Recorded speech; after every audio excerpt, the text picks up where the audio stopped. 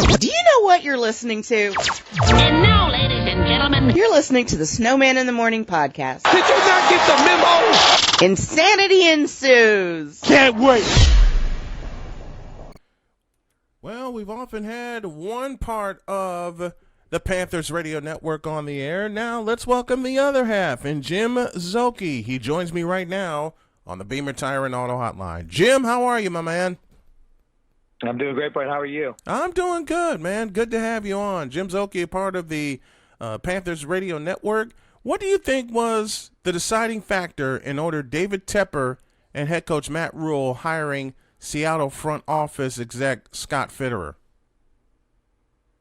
Well, for one thing, they had a really comprehensive search as they went through 15 different people, and I guess he was one of about 4 that had a second interview as far as that goes. But he was a really late entry. He was one of the last 2, which makes me also think that they've gone through 13 and nobody had maybe completely blown the doors off as far as the interview that they were sold on, that they would bring 2 more in for a late interview, including Scott Fitterer. So, it's interesting. They really talked about being analytic driven, but he really fits the mold of a lifelong scout, 20 years and coming out of the scouting side, obviously, as working his way up to being the assistant general manager, essentially vice president of personnel, whatever the actual title is with Seattle.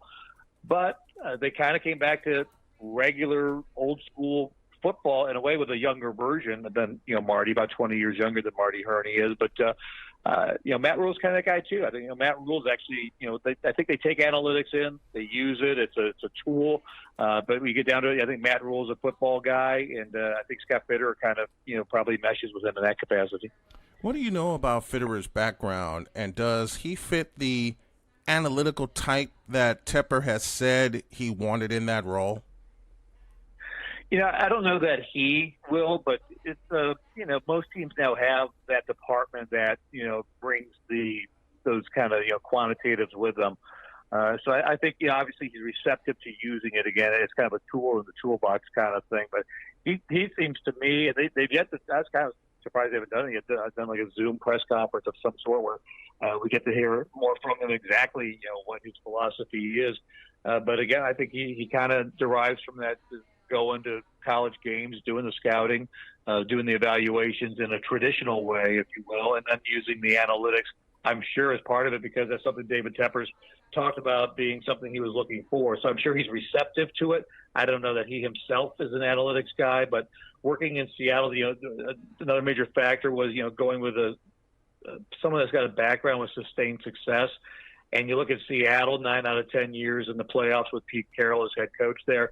That's a consistently successful playoff organization that has won and contended for Super Bowls. So I think they looked at that, and coming from that type of organization as being another main factor. Big decisions coming up this offseason. 2 major free agents and wide receiver Curtis Samuel and offensive lineman Taylor Moton. Which of the 2 would be the top priority for the team to re-sign, and what are the odds both return to the team next year? I think the priority, considering the status of their offensive line, is they really need Taylor Moton. And one thing I've questioned and wonder about, we'll be interested to see, is he a left tackle? I mean, if you're going to invest a lot of money in him, is he? Because some are really good at right tackle and never are good at left tackle. As Jordan Gross came into the league, he played right tackle his first year, that moved into left tackle. He said, just imagine doing everything you do, writing with a pen, eating with a fork, right-handed. Now you got to do that left-handed as a football player. He said, some can do it, some can't. And so is Taylor Moton capable of that? Because then I feel better about spending even more money in that direction. But I think, you look at the overall line, I mean, he's clearly the best young player on that offensive line. I love Curtis Samuel. I actually would say out of all the receivers there, he's probably the best fit for what Joe Brady is doing in terms of just the dynamic ability, what he brings from being both a runner and a passer and a blocker and a good teammate. And again, DJ Moore and Robbie Anderson are very good, but Samuel does such a variety of things. He's probably the best fit. It just so happens his contract came up first. But with McCaffrey's return to health, there is some duplicity there. They're different players, but there is, how much can you afford to have your third best receiver, making a ton of money behind Robbie Anderson and DJ Moore, and then the return of McCaffrey, who's going to catch 80, 90 passes. You would hope the tight end position would become more involved in receiving the ball. So just from a pure, almost an analytical standpoint, as great as Curtis Samuel is as a fit and a good player and teammate, I don't know that any of those receivers are going to put up those kind of numbers again because of the return of McCaffrey and what they might get out of the tight end position next year. Jim Szoke joining me here from the Panthers Radio Network. We got big questions surrounding the quarterback position in Charlotte. Teddy Bridgewater did not secure a starting role next year. What are your thoughts on the rumors surrounding Texans quarterback Deshaun Watson and the potential links to Carolina? Do you think the Panthers would try to pull off such a big trade? I definitely think they would try to pull off. I think as far as the conversation and getting on the phone, seeing what it would take, I think they would absolutely take a look at that. And for what it's worth, the internet is crazy over this. It's like I've seen top 10 lists where the Panthers' name isn't even in the top 10, and then I saw some bet online thing where they're getting him. So nobody knows is the answer with that. It would take a ton. And they have the 8th pick, and you're competing with things like the Jets and the Dolphins with 2 and 3, where Houston could immediately just go grab their next quarterback out of the draft with a top 3 pick. Well, we have 8, so we don't even have that to compete with. So you'd have to give up a lot. It's going to obviously take multiple number ones, probably multiple number 2s, and probably a big-time player or 2. And it's worth it. If you do it and you can get Deshaun Watson, and it's worth it depending on what that actual package looks like. And so I think the Panthers would have to investigate that. In David Tepper's own words, if you're not winning the Super Bowl, you evaluate that quarterback position every single year. And we weren't close at that position this year to having what they wanted as far as is this the guy for the Super Bowl? Now, can he become that with McCaffrey's return to health and some pieces around him? Yeah, it could become closer to that. But, Deshaun Watson would be a huge upgrade, clearly. Yeah. And what other quarterbacks in mind would be an upgrade from Teddy Bridgewater that you've heard thrown out there aside of Deshaun Watson?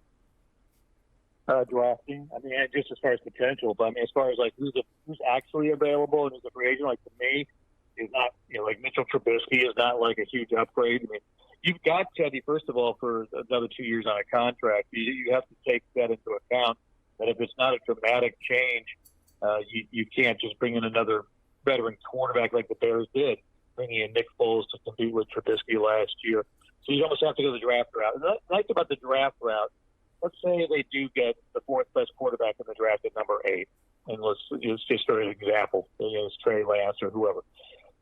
You've got the control of that player for 6 years at a pretty affordable rate where you can afford to put pieces around him.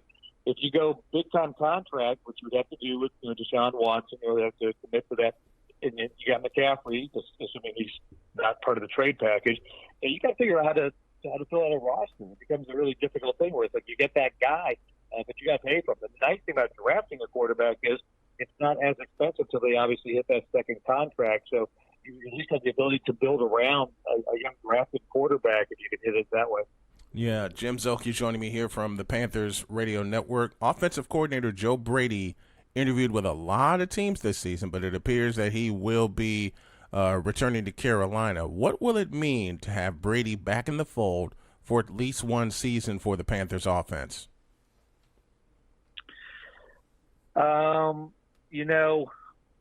I think, he never got to work with that number one piece that the whole offense was going to be built around. I think it'd be huge. It'd be fun to see what he could do with Christian McCaffrey for more than just 3 games. They never got to that point. And as we all know, with every other team too, but especially with a new coaching staff, they didn't get to have a real offseason. They didn't get to go through OTAs and mini camps and a real training camp where they could really implement things at a more quicker, productive rate. Everything had to be sped up. So I think it would be fascinating to see what Joe Brady could do with McCaffrey, with what maybe getting the most out of Teddy Bridgewater with that group of receivers. I think it'd be terrific. And good for Joe for getting so many interviews because you kind of have to go through the process typically to land a job. So now he's kind of gotten that under his belt this year. If it doesn't work out, then he doesn't get any of those jobs. Where he's a name that's obviously known when you get 4, 5, 6 interviews with different teams. That's huge for him. But he's obviously what teams are looking for. Panthers know it, and they got to be prepared for the fact that could happen. We had it happen way back into the John Fox days where Jack Del Rio was here for 1 year as defensive coordinator, then went to Jacksonville as a head coach. So a lot of times, if we'd had a better year, that probably would have helped that even more as far as, Brady. Say if they made a playoff team or something like this, Brady probably would have been gone after 1 year if they had reached the playoffs or something like that. What's the biggest need for the Panthers in the draft to help them out and get them back into playoff contention?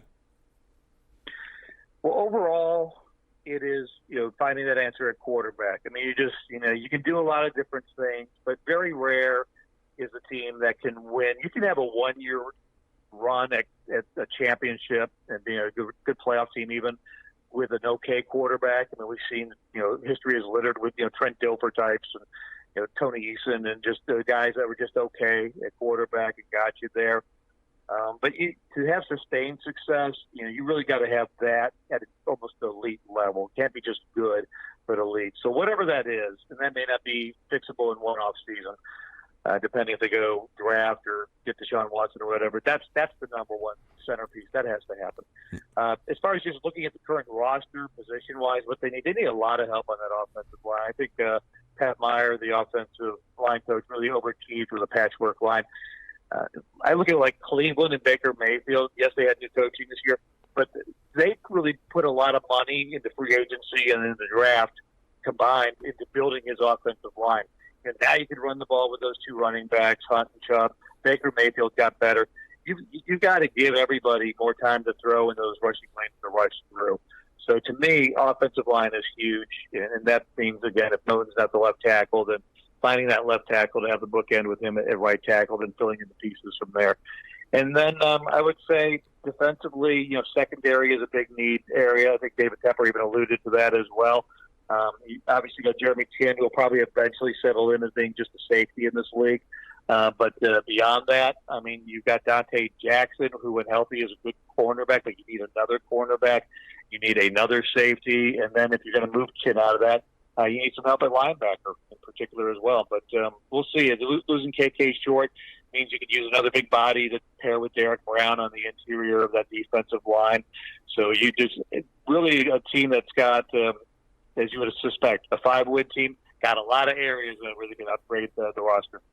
Jim Szoke joining me here on the program, and you can follow him at Jim Szoke, Szoke, one part of the Panthers Radio Network, and I'm already looking forward to next season to hearing their calls. Their base station, WFNZ in Charlotte. Thanks a lot, Jim, for joining me. I appreciate it. All right, Brian. Thank you. Jim Szoke joining me here talking all things Carolina Panthers. All of our guests appear via the Beamer Tire and Auto hotline. Try Beamer Tire and Auto, 3 locations in the Triad to serve you. Try a shop with a beating heart, not a bottom line. This is Snowman in the Morning, back after this.